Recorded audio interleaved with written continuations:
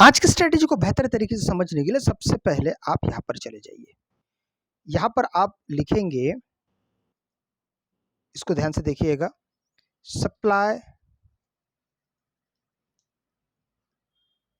Supply and demand strategy.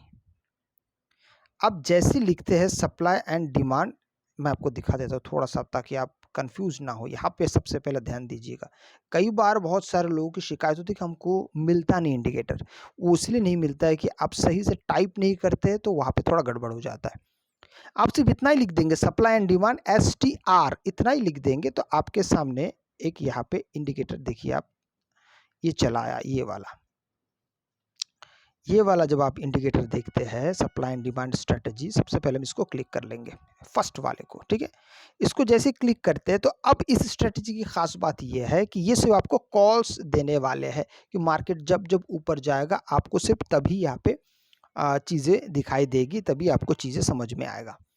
सबसे पहले इसके सेटिंग्स में हम जाने वाले, थोड़ा सा सेटिंग्स हम यहाँ पे इसको पुख्ता कर लेंगे, ज़्यादा बेहतर स्ट्रॉन्ग कर लेंगे।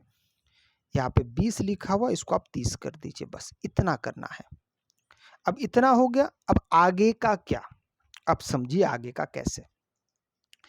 कॉल तो आपने ले लिया है, अब आपके मन में सवाल आ रहा, मैंने कॉल तो ले लिया है, एग्जिट कहाँ पे करूँगा। ये तो समझ में, एग्जिट तो सिर्फ रेजिस्टेंस से होता है। तो रेजिस्टेंस को जानने के लिए सबसे पहले आप यहाँ पे लिखेंगे BZS। अब जैसे इतना ही लिखते हैं ना, BZSTV, आप इतना ही आप सबसे पहले आप यहाँ पे लिख दीजिए, ठीक है। थोड़ा सा वेट करते हैं हम, माफ़ कीजिएगा, शायद STV,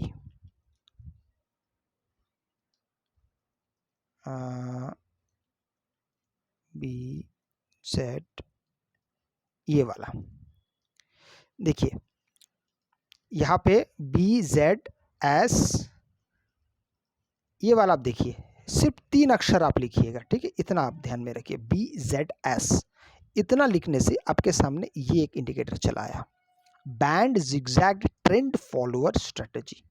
इसको हमको सिलेक्ट कर लेना है, ठीक है।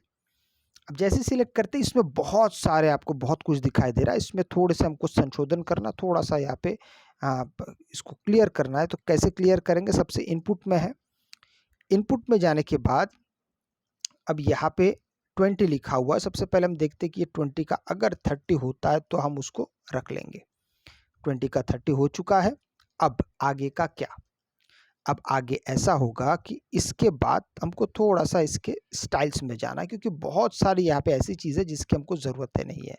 सबसे पहले अपर को हटा दीजिए, फिर लोअर को हटा दीजिए, लास्ट पिवट पॉइंट इसको भी हटा दीजिए, करंट पिवट पॉइंट इसको भी हटा दीजिए, और नीचे फोर्स ट्रेंड इसको भी हटा दीजिए, कंबाइंड ट्रेंड इसको भी हटा दीजिए, करंट डायरेक्शन इसको भी हटा दीजिए, अलाउ एंट्री इसको भी हटा दीजिए, पेन लेवल्स इसको आप रख सकते हैं, हटा भी सकते हैं।